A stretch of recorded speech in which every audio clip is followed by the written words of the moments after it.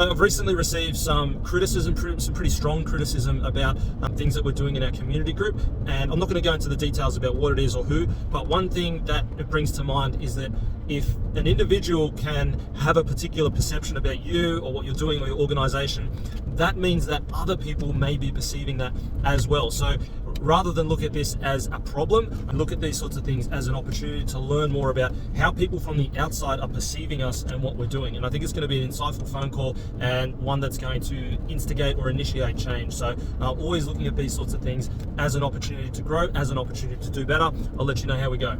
So we've had the phone call, it's been a few hours later, and as expected, it was a case of miscommunication. The old adage, it's not what you say, it's how you say it. And from that, the negative experience of an individual is going to cause a positive change for the collective. We both agreed on the intent and agreed that yes, the intent was there, it's the right intent, it was the right thing to be communicated. However, the way it was communicated wasn't as positive as it could have been, came across quite negatively. And I'm really mindful that the experience of an individual could be the experience of many others. So I'm very, very grateful to have that feedback. So in these situations, I always like to say, take the people out of the issue. And it always comes back to an issue of process and never people. Unless, of course, there is some malicious intent, which there wasn't. So we're going to make some process changes to our communication to improve the experience for everyone.